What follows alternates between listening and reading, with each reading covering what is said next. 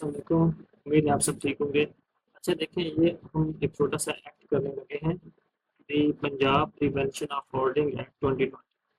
अब ये एक्ट दिया होगा ये सर, यहाँ पे ये जो चीज़ें हैं ना, इसमें कुछ चीज़ें हैं जो हमारे रद्दी में नहीं है। और मैं हमेशा कहता हूँ कि हमें वो पढ़ना है जो पेपर में आए और साथ हमारी कंसेप्चुअल अंडरस्टैंडिंग भी बने। ठीक है, आप बेशक बाद में इसको पढ़ भी दें, लेकिन फिर भी मैं ना आपको एक इसका सिंप्लीफाई वे में बता रहा हूँ। अच्छा, इसका जो स्केड्यूल है ना, ये दिया हुआ है। अगर पेपर के अंदर क्वेश्चन है कि स्केड्यूल के अंदर कितने आइटम्स डिस्कस किए गए हैं, तो 41 डिस्कस किए गए हैं। ठीक है, एक ये है स्केड्यूल, इसका एक ही दिया हुआ है। अब इसके टोटल आर्टिकल्स कितने हैं? 18। अगर हम इसकी देखें चलो इसके एमसीक्यूज ये यहाँ से ही कर लेते हैं। इसके टोटल आर्टिकल्स कितने हैं? 18। ये आपने याद रखना है। और उसके बाद अब हम इस एक्ट को जल्दी जल्दी सिंप्लीफाई वे में करेंगे ताकि आपको इसकी अंडरस्टैंडिंग भी हो जाए, पता भी चल जाए। ये मैंने इसको सिंप्लीफाई वे में यहाँ पे देखा है। ठीक है, ये एक्ट पास हुआ था जुलाई 15 2020 को। इसको इन्फोर्स किया गया था अगस्त 2020 में। एक्सटेंट इसका क्या है जी, पूरे पंजाब में इसको नाफिज किया गया था। और ओवरराइड्स का मतलब ये है कि अगर इसके कन्फ्लिक्ट में कोई और एक्ट आता है जिसमें इस तरह की बात की जाए, तो यहाँ पे भी वही बात हो, तो यहाँ इस एक्ट में जो बात की गई उसको प्रेफर किया जाएगा और दूसरी एक्ट में जो बात की गई है उसको प्रेफर नहीं किया जाएगा। ठीक है, ओवर राइडिंग इफेक्ट है। डेट्स वगैरह आपको याद रखने की जरूरत नहीं है, सिर्फ ईयर याद रखना है कि 2020। इस एक्ट का पर्पस क्या था? This law was made in 2020 during कोविड-19 because traders were hiding goods like wheat, sugar, masks and medicines to sell them later at high prices. मतलब उस वक्त लोग चीज़ों को होर्ड कर रहे थे, स्टोर कर रहे थे ताकि स्कार्सिटी क्रिएट हो और उनकी कीमतें बाद में ज़्यादा करके बेचें। तो ये जो डेली हम अपने लाइफ में चीज़ें यूज़ करते हैं वो वाली सारी चीज़ें इसमें कवर हैं। इसका पर्पस ये था कि आर्टिफिशियल जो शॉर्टेज है उसको कम करना। ये इस एक्ट का पर्पस था। ठीक है, अब इसके अंदर कुछ डेफिनेशंस डिस्कस की गई हैं, वो हम देखते हैं कि आर्टिकल। आर्टिकल का मतलब ये है, आर्टिकल एक तो होता है ना कॉन्स्टिट्यूशन वाला, एक आर्टिकल है कि जो हम डेली कमोडिटी की चीज़ें हैं ना उसको भी आर्टिकल कहते हैं। Anything listed in schedule of the act. तो ये जो चीज़ें लिखी हुई है ना, ये वाली, इनको ये यहाँ पे इस एक्ट के अंदर इस आर्टिकल का मतलब ये है कि ये टी हो गया, ये एक आर्टिकल है, मिल्क एक आर्टिकल है, ओनियन, साल्ट वगैरह।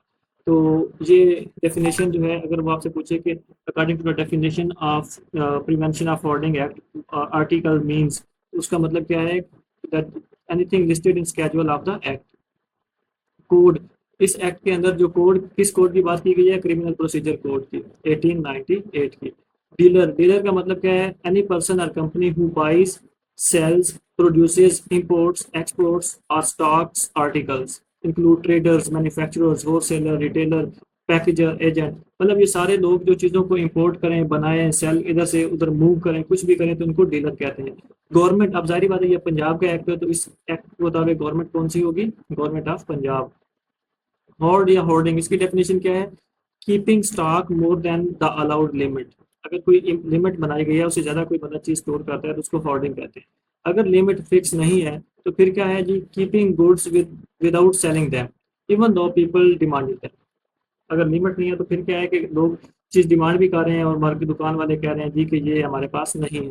ठीक है, तो ये डेफिनेशन है होर्डिंग की, ये आपने याद रखना है। यहाँ पे भी यही लिखा हुआ है, ये जो यहाँ पे डेफिनेशन है ना, लेकिन यहाँ पे थोड़ा सा कॉम्प्लिकेटेड वे में लिखा है तो मैंने सिंप्लीफाई वे में कर दिया। ये देखें, होर्ड या होर्डिंग। अब इतनी ज़्यादा डेफिनेशन आप बार बार पढ़ेंगे तो आपको समझ नहीं आएगी। हम पढ़ के देख भी लें तो फिर भी आपको आइडिया हो जाएगा। मीन स्टॉकिंग और storing anything in excess of the maximum quantity of articles allowed to be held in stock or shortage in a manner as may be prescribed। अब यहाँ पे इसको सिंपल वे में लिखा हुआ है कि keeping stock more than allowed limit. इसका भी मतलब वही है। मेन चीज़ क्या है कि आपकी कंसेप्चुअल अंडरस्टैंडिंग बने। अब इसके अंदर जो ऑफिसर का वर्ड है उसका मतलब क्या है कि deputy commissioner under Punjab civil administration act 2017 और एनी ऑफिसर ऑथोराइज्ड बाई। इसमें ऑफिसर का मतलब है डीसी, या डीसी किसी ऑफिसर को ऑथोराइज करे तो वो ऑफिसर है। ये आपने याद रखना है, बड़ा इंपॉर्टेंट है। और प्रेस्क्राइब का मतलब ये है कि जो चीज़ें यहाँ पे डिस्कस की गई हैं, ये डेफिनेशन हैं और ये आपने अच्छे से देख लेना। अब आते हैं इसके मेन ऑफेंसेस की तरफ। इसका जो सेक्शन नंबर 3 है उसके अंदर क्या है जी? मेन ऑफेंस क्या है? इफ अ डीलर होल्ड्स, अगर कोई डीलर है वो चीज़ों को जमा करता है, स्टैक करता है, तो उसको सजा कितनी होगी? 3 साल, सिंपल इम्प्रिजनमेंट। प्लस फाइन कितना होगा? 15% of the value of goods hoarded. जितनी उसने कीमत की चीज़ें उसने जमा की होंगी, जखीरा किया होगा, उसकी जो 50% वैल्यू है उतना फाइन प्लस 3 साल उसको कैद होगी। ये आपने याद रखना है। और सेक्शन नंबर क्या है? 3।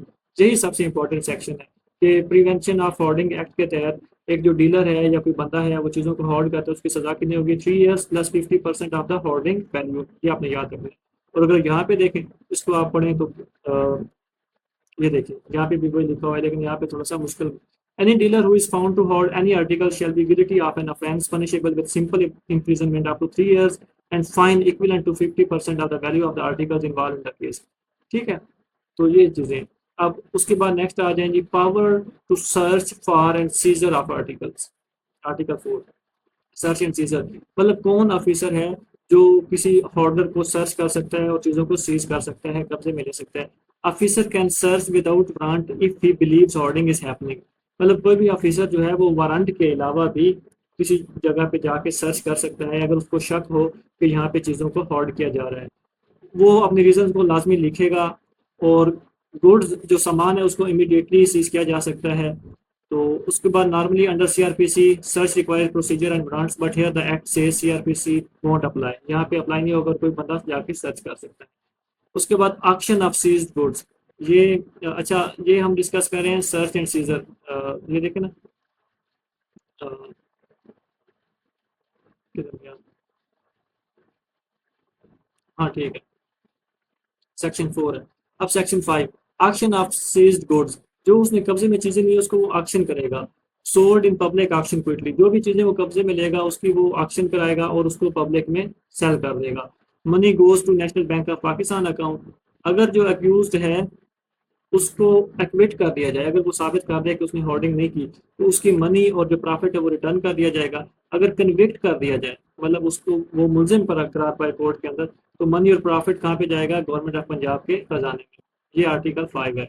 अच्छा, cognizance of offence and arrest without warrant, article 6 है। ठीक है, cognizable offence police officer can arrest without warrant, मतलब कॉग्निजेबल ऑफेंस का मतलब ये होता है कि ऐसा ऑफेंस जिसमें पुलिस ऑफिसर किसी को कोर्ट की परमिशन के बगैर अरेस्ट कर ले।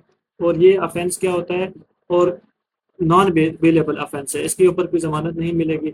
और इसका जो ट्रायल होगा होर्डिंग का, ये कहाँ पे होगा जी, ये स्पेशल मजिस्ट्रेट के कोर्ट में होगा अंडर सेक्शन 14A के तहत। ठीक है, और उसके बाद summary trial, quicker simple trial होगा, मतलब इसके अंदर जो ट्रायल होगा वो इतना जल्दी होगा कि विद इन 30 डेज उसको खत्म करना होगा। और ये जो ऑफेंस है, ये कौन सा ऑफेंस है, कॉग्निजेबल ऑफेंस है, ये आपने याद रखना है कि अगर कोई होर्डिंग करता है तो वो कौन सा ऑफेंस होगा, कॉग्निजेबल, कि पुलिस उसको विदाउट वारंट अरेस्ट कर सकती है। आप देखें ना यहाँ पे section number 6, notwithstanding anything contained in the code, all offences punishable under this act shall be cognizable and non-bailable। कि जो बंदा होर्डिंग कर रहा है वो उसका वो जो जुर्म कर रहा है वो कग्निजिबल जुर्म है, कि पुलिस को कोर्ट से परमिशन नहीं लेनी कि क्या हम इसको अरेस्ट कर सकते हैं या नहीं कर सकते।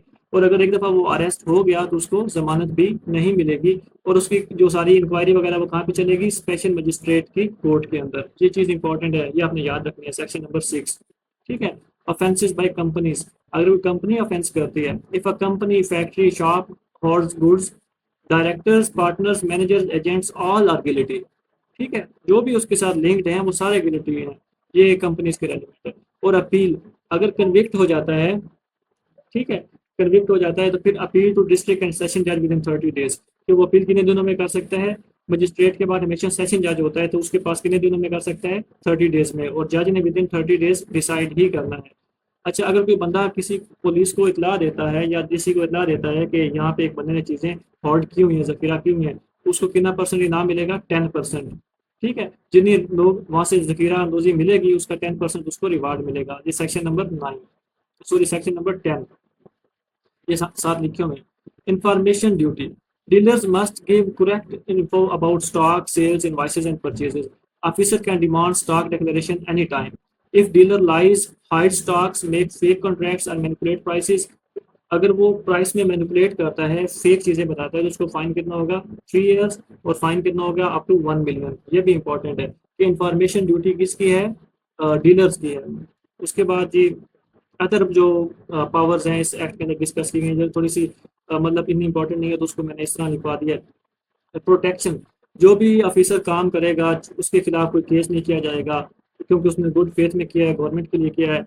और एड, ऑफिसर किसी भी पुलिस या एजेंसी से हेल्प तलब कर सकता है सेक्शन नंबर 14 के तहत। और जो रूल्स हैं गवर्नमेंट हमेशा रूल्स बनाएगी और उनको इम्प्लीमेंट करवाएगी।